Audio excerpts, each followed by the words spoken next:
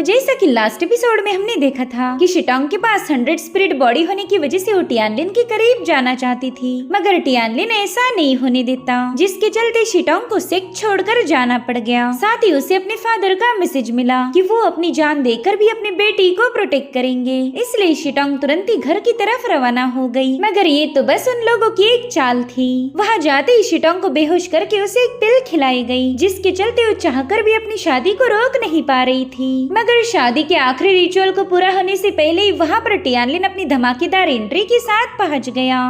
अब आगे तो इस एपिसोड की शुरुआत उसी सीन से होती जहाँ पर लियो चेंग और शिटोंग की शादी होने ही वाली थी, मगर उतने में वहाँ पर काफी स्ट्रॉन्ग डिवाइन पावर्स रिलीज होने लगती है। टियानहे सेक्ट के सामने तो पूरी तरह से खलबली मच गई थी। इतनी जबरदस्त डिवाइन पावर्स हॉल में भी तोड़फोड़ करने लगी थी, जिसके चलते शादी को अटेंड करने आए मेहमान काफी ज्यादा पैनिक हो गए। उन्हें समझ नहीं आ रहा था कि यहाँ पर आखिर एंट्री किसकी हुई। साथ ही लियो चेंग का मास्टर तुरंत ही मेन डोर में जाकर उस एनर्जी को रोकने लगा और तभी उसकी नजर पड़ी हमारे हीरो पर, जो कि अपना हाथ झटकते ही उसे काफी पीछे पुश कर चुका था।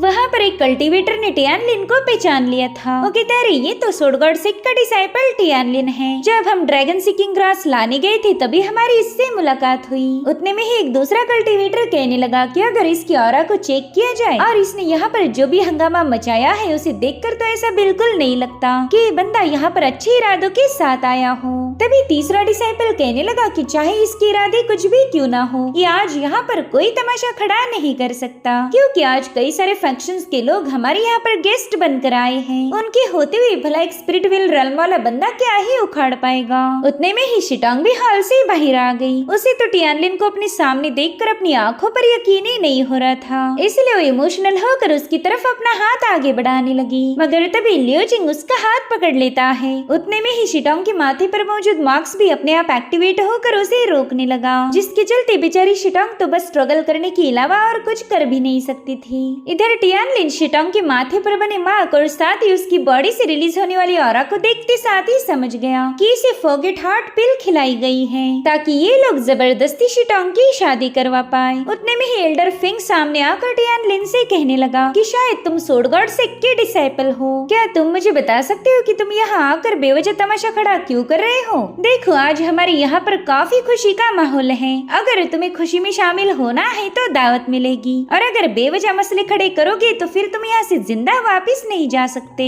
अगर हम अभी तक खामोश है तो इसका फायदा मत उठाओ। अटैक करना हमें भी अच्छे से आता है। जिस पर टियानलिन कह रहा था कि पता नहीं तुम कौन से खुशी के मौके का जिक्र कर रहे हो। जहाँ तक मुझे पता है तुमने फॉरगेट हार्ट पिल खिलाकर मेरी सीनियर को कंट्रोल किया और आप जबरदस्ती उसकी अपने डिसाइपल के साथ शादी करा रहे हो। तुम्हें तो शर्म आनी चाहिए कि कल्टीवेटर होकर भी दूसरों को बुली कर रहे हैं, और ऊपर से तुम्हारी हिम्मत तो देखो, तुम मेरे सामने मुंह चला रहे हो। यहाँ पर टियानलिन उस बंदे पर काफी ज्यादा भड़क गया था। इधर एल्डर फिंग की सबके सामने काफी ज्यादा बेइज्जती हो रही थी, क्योंकि मेहमानों को ये बात पता ही नहीं थी कि ये शादी तो जबरदस्ती की जा रही है। इसलिए एल्डर फिंग टियानलिन पर गुस्सा दिखाते हुए कहने लगा कि तुम बेवजह बकवास कर रहे हो। हमने तो यहाँ पर किसी पर कोई जबरदस्ती नहीं की, इसलिए फालतू की बकवास मत करो। जिसके बाद तुरंत ही अपने बंदों को टियानलिन पर हमला करने के लिए भेज देता है। उन सभी डिसाइपल्स ने एक साथ ही टियानलिन पर अटैक कर दिया था, मगर हम देख पाते हैं कि टियानलिन तो एकदम रिलैक्स था। जिसके बाद उस सबके सामने ये ऐलान करता है कि मैं अपनी सीनियर को यहाँ से ले जाने वाला हूँ, अगर दम है तो मुझे रोक के दिखाओ। साथ ही यहाँ पर उसने अपनी डिवाइन पावर्स का यूज करते हुए उन डिसाइपल्स को एक ही झटके में खत्म कर दिया था। टियानलिन कहता है कि जो भी मेरा रास्ता रोकेगा मैं उसे मार दूंगा। ये सब सुनकर तो शिटोंग को भी अब कॉन्फिडेंस मिल चुका था। इधर फिंग कह रहा था कि लड़के तू यहाँ पर अपनी मन मर्जी नहीं चला सकता, ये हमारी यूजाव सिटी है, तेरा सोड गॉड सेक्ट नहीं, इसलिए कायदे में रह के बात कर। जिसके बाद लियो फैमिली और चू फैमिली के एल्डर्स से कहने लगा कि आप दोनों मिलकर इस कुत्ते को इसकी औकात याद दिला दो।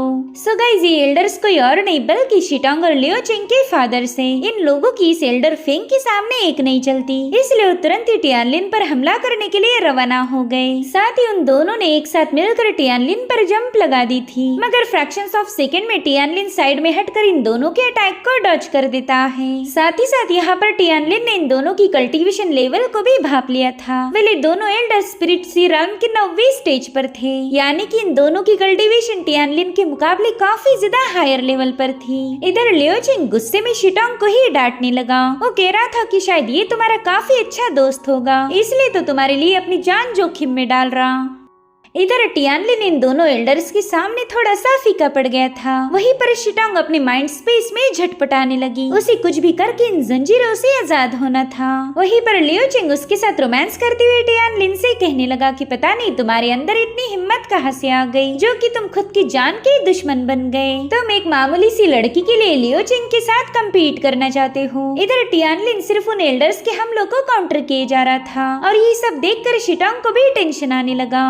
वो खुद के माइंड स्पेस में जंजीरों से बंधी हुई थी और ये सब असर है उस फॉरगेट हार्ट पिल का। वहीं पर लियोचिंग शिटोंग को घसीटते हुए टियानलिन से कह रहा था कि चल एक आखिरी बार इसे देख लेना, क्योंकि थोड़ी देर में तो तब मारा जाएगा। यहाँ पर इन सभी एल्डर्स ने अपने अपने पावरफुल मूव्स को एक्टिवेट कर लिया था, जो कि टियानलिन पर हमला करने के लिए दोनों साइड से आगे बढ़ने लगी। वहीं पर शिटोंग का बाप टियानलिन से कह रहा था कि बच्चे चल मेरे इस अटैक को रोक के दिखा, और अब वो अपनी बहुत ही भयानक यांग एनर्जी का यूज करते हुए टियानलिन को सप्रेस करने लगा। यहाँ पर टियानलिन कियास सोर्ड की शक्तियों का यूज करते हुए तुरंत ही उसके अटैक को काउंटर करता है, मगर उस बंदे का अटैक बहुत ही ज्यादा पावरफुल था। साथ ही दूसरी तरफ से भी एक अटैक टियानलिन पर हिट होने के लिए काफी तेजी से आगे बढ़ रहा था। शिटोंग तो ये सब बस लाचार होकर देखती जा रही थी। वो चाहकर भी टियानलिन की कोई मदद नहीं कर सकती। वही दूसरी तरफ फिंग ने अपनी थंडर एक्स की पावर को और ज्यादा बढ़ा दिया था, जिसके चलते उस डिवाइन वेपन का स्पीड भी इंक्रीज हो गया।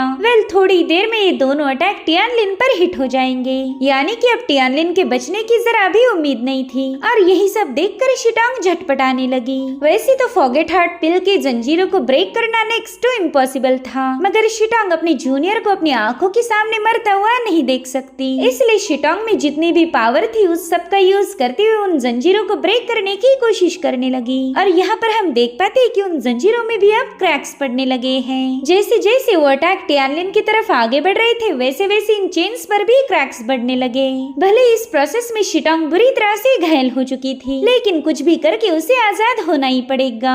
यहाँ पर उसे टियानलिन की बातें याद आने लगी। टियानलिन ने उससे कहा था कि सीनियर आप जो भी करोगी मैं उसमें हमेशा आपका सपोर्ट करूंगा।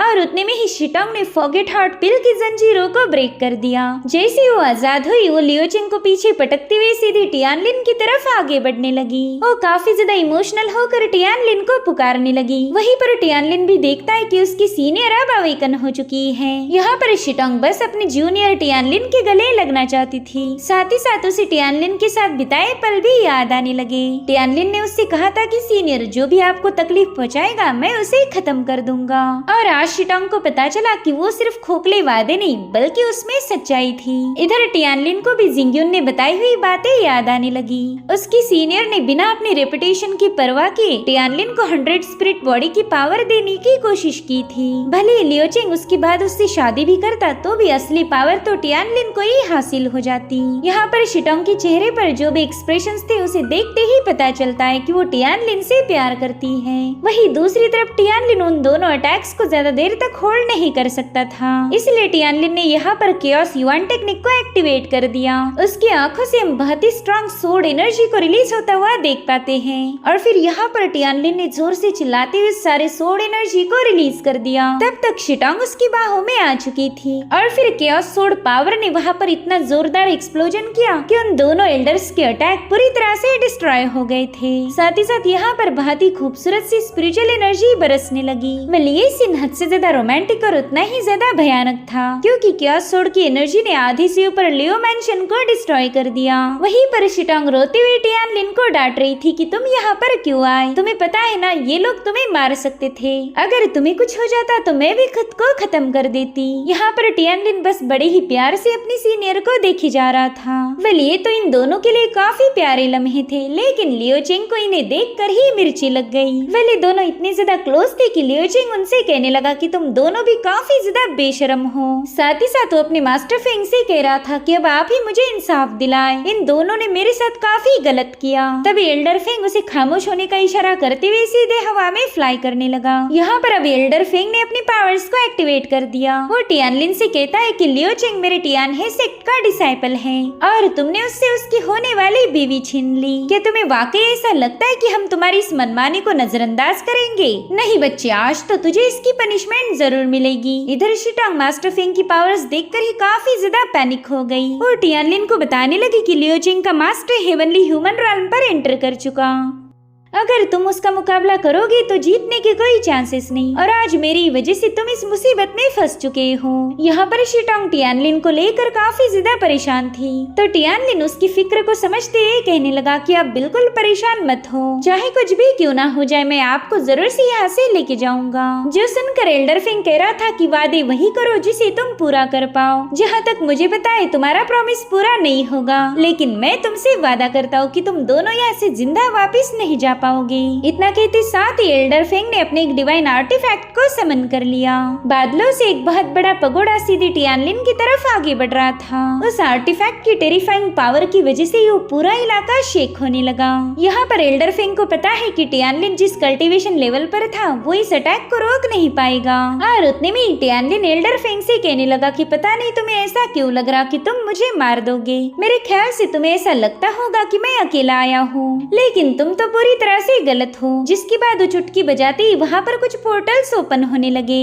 उसमें से जो कल्टीवेटर्स बाहर आए थे उनके एक ही स्ट्राइक ने वो पगोड़ा डिस्ट्रॉय हो गया। ये सब देखकर तो शिटोंग काफी ज्यादा हैरान हो गई। वेल सोर्ड गॉड सेक्ट में जितने भी पिक मौजूद थे उन सभी के मास्टर्स अपने अपने डायरेक्ट डिसाइपल्स को लेकर यहाँ पर आ चुके हैं। वो कहने लगे कि हम यहाँ पर टियानलिन के सपोर्ट में आए हैं। जो देखते साथ ही टियाने सेक्ट के डिसाइपल्स के तो होश ही उड़ गए। वो कहने लगे कि यहाँ पर तो सोर्ड गॉड सेक्ट के कई सारे मास्टर्स और कोर डिसाइपल पहुंच चुके हैं। अगर हमने उनका मुकाबला किया तो जीत तो जरूर से उनकी होगी। साथ ही साथ उन्हें ये समझ नहीं आ रहा था कि इतने सारे लोग शिटोंग और टियानलिन की मदद करने क्यों आए हैं। उनके हिसाब से शिटोंग तो सोर्ड गॉड सेक्ट की बस एक ऑर्डिनरी डिसाइपल थी। अगर ऐसे ऑर्डिनरी डिसाइपल मारे भी जाए तो भी उनके मास्टर्स को ज्यादा फर्क नहीं पड़ता, मगर यहाँ पर तो सोर्ड गॉड सेक्ट के हाई रैंकिंग वाले लोग उनकी मदद करने आए हैं। वहीं पर एल्डर फेंग कहने लगा कि आज मेरे डिसाइपल लियो चेंग की यहाँ पर शादी होने वाली थी, लेकिन सोर्ड गॉड सेक्ट के लोगों ने बेवजह यहाँ आकर तमाशे खड़े किए। अगर ये खबर मार्शल वर्ल्ड में फैल गई तो सोर्ड गॉड सेक्ट की काफी ज्यादा बदनामी हो जाएगी।